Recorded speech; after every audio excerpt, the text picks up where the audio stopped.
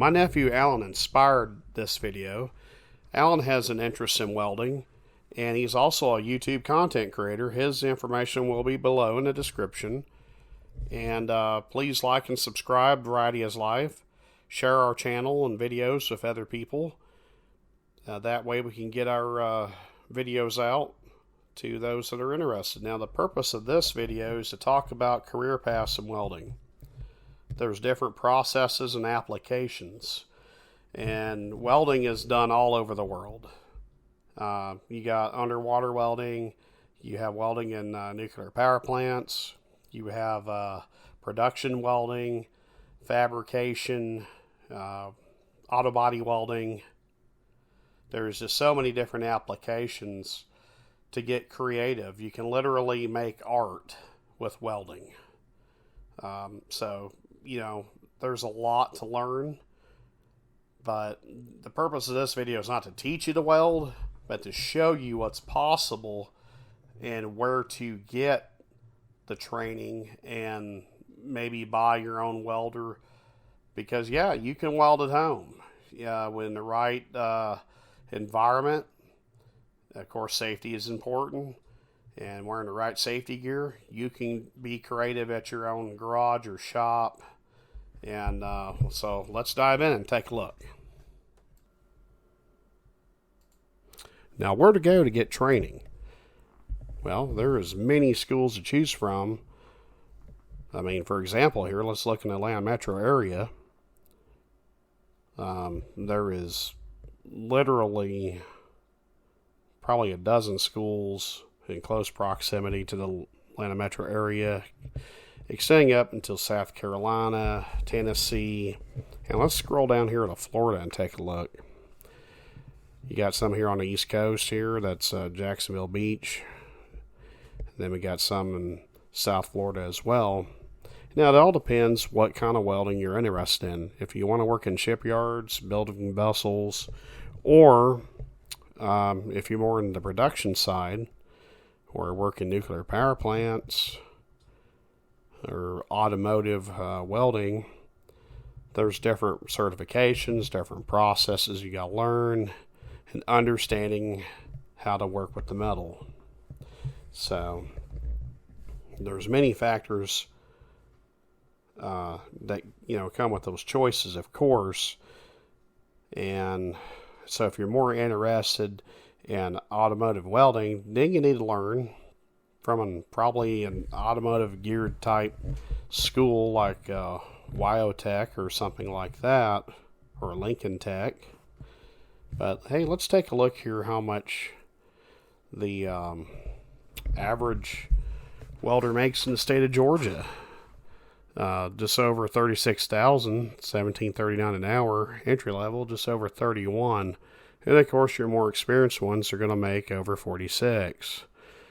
And your experience level and your versatility, that's how you're going to make more money.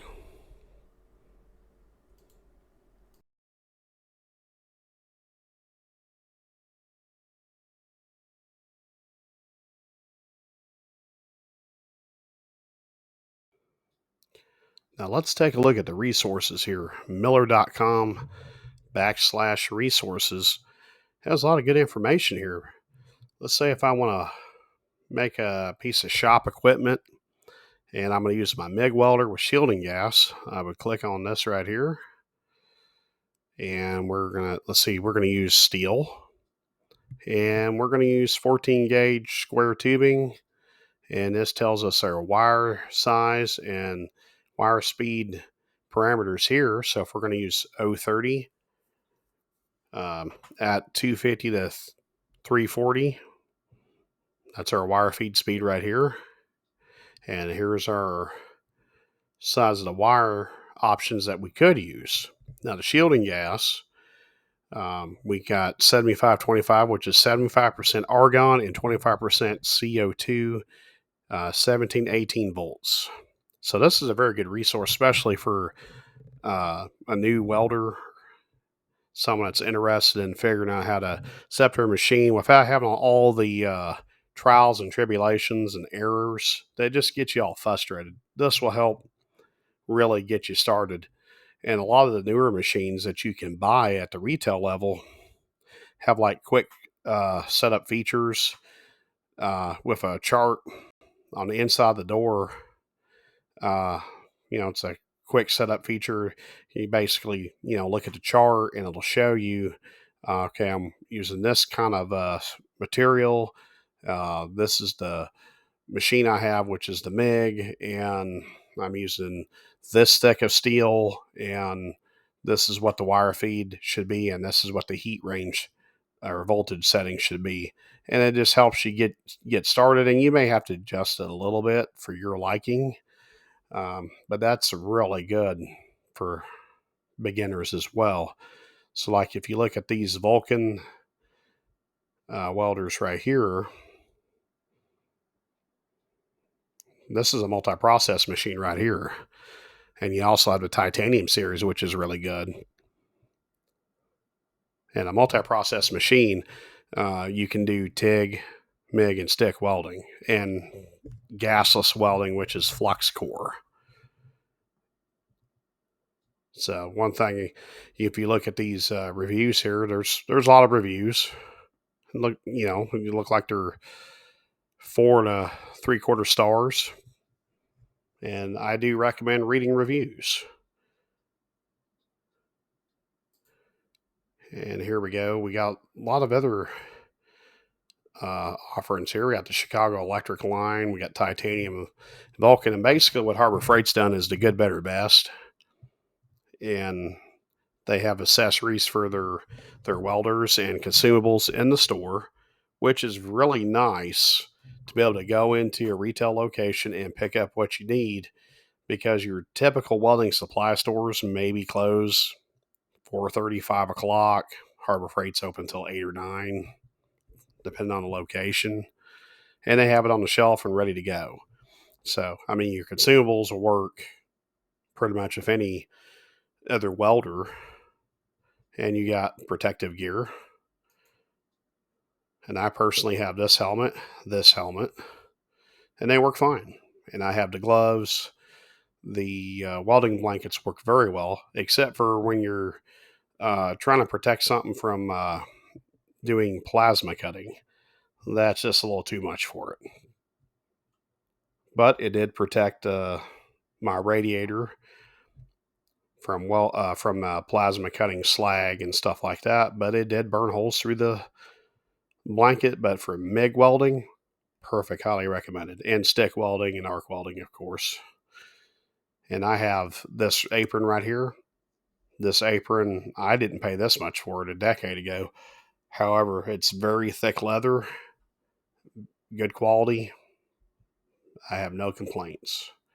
So there's a lot of good selection from the Harbor Freight line to get you started. Of course, you can pay more for a welding helmet, and you can pay a little less. I do recommend that you start with a auto darkening helmet, simply because you can actually see what you're doing when you're trying to set up to get started. Get your hands in the right spot, start your arc. You can see what you're doing, and then once the auto darkening feature kicks in and it goes dark, you'll still be able to see, but you'll know when you get started that you're not welding off in the other direction from where you wanted to go. So, and you also can get the replacement lens covers. Very nice. And another company I bought from is Summit Racing. Now, Summit Racing, they're not just in the racing, but they're in the restoration. So that is a key thing for me, because I have classics that I'm restoring, and what other sheet metal I cannot buy, I can fabricate and weld in myself by using the consumables that they may offer that the other guys don't have. And you can see they have a variety of other parts as well. But let's take a look at their welders. So type in welder. They have Lincoln Electric, flux core, which is going to be a gasless welder. That would be good for small repairs, nothing real heavy duty. And there will be no shielding gas tanks used with this. It uses flux core, which the flux core wire provides the shielding gas. That's not good for thin sheet metal. And then they offer spot welders. They have the Lincoln Easy MIG 180, and this is one of those machines where it has the easy setup features with the two knobs here. So you can get your heat range and wire feed setting set up according to the chart that's underside of the cover right here. And Eastwood has some of those. Jags has them. Harbor Freight has them. So there's a lot to look at and reviews to check out. Oh, and here's these. I hate these things. This is what they generally send with a little brush, as you can see right here. I hate these things. I don't use them. It's good for a buddy to look at what you're doing while you're welding, but trying to hold that thing with the handle, because there's a handle that goes right here, trying to hold that thing. And then on the other hand, you're trying to steady your hand with the MIG torch or stinger or whatever you're trying to do, and try to be steady and do a quality job, especially when you're starting out. Not happening. Get out of darkening. And right here, you can see they have a auto shot multi-MIG synergy welder. And that looks like it's got TIG, and this is a stinger right here for stick welding. This is the TIG torch, and that's the MIG torch. And this thing will also, this is a multi-process machine, and I guarantee this thing will do flux core welding as well. So let's check out Eastwood. Eastwood.com. Oh, here we go. They have dedicated TIG machines, MIG machines. And right here is the MP250i multi-process MIG, TIG, and arc welder or stick welder. It also does flux core welding too. And this machine right here will hold 2 tanks. So let's say you want to do 75-25 ratio argon CO2 gas for MIG welding, but you want 90-10 for maybe TIG welding. So you have that option to have those 2 tanks built right in. You don't have to get a separate welding cart like you will for this guy, if you wanted one, of course, which would make it more convenient. Because once you attach this to a MIG welding tank, 75-25 argon, I mean, you want to be able to have the setup mobile. So highly recommend, even if you just bought the cheapest welding cart, they work fine. And I mean, as far as welding carts go, let's go back to Harbor Freight and look at these right here. Now, they got a lot of different accessories here, like the magnets and stuff like that. When I started out, that's where I got my welding magnets. Yeah, hold down clamps. These right here are butt welding clamps. So if you're going to butt weld 2 pieces of sheet metal together, maybe like in a floor pan or quarter panel fender or whatever, those are highly recommended. I actually use those. I have bought several of them and keep them on hand for my projects. Now, the other companies sell them, and they don't sell them that cheap. Now, they may be a different quality, but these are good quality. I recommend these. And you can get welding carts. Here's one right here for $119. And you can see you got a single bottle right there. Welding tables. I have these. These work pretty well. And I actually have 2 of these welding carts right here. And you got a couple of shelves for storage. And I bought my MiG 135, and I bought this cart for it, but it sits too low. So I took a piece of plywood and put on here, painted it black, put an anti-skid mat on it, and it works perfectly fine. It don't slide or tip or anything. It stays right where it's supposed to. But these are better right here for more storage. There's a lot going on right here. You got 3 machines. That thing's crazy. I'm sure it rolls around fine, but wow. Let's see here. We got the pliers, chip hammers, magnetic MIG torch holder. I have that. Works very well. Now let's go over to JEGS and take a look. Okay, here's one of those gasless wire welders. Basically means it uses flex core wire. I would save my money and buy something that you could use shielding gas with and do flex core welding. Best of both worlds. Now, flex core welding is good for use outside on windy days, dirtier metal, things of that nature, but not ideally suited for welding on sheet metal. So, JEGS here has quite an offering of different welders, different brands, and different accessories. So, it's good to check around and see what you're really interested in and where you're getting the best deal. And another one that I put on the list was Amazon.com. I have bought welding wire off Amazon. Works really well because at one point it was sold out everywhere. Couldn't get it locally. So it was just easier to get it from Amazon. And there was different accessories and tools for welding that you can get off of Amazon.com.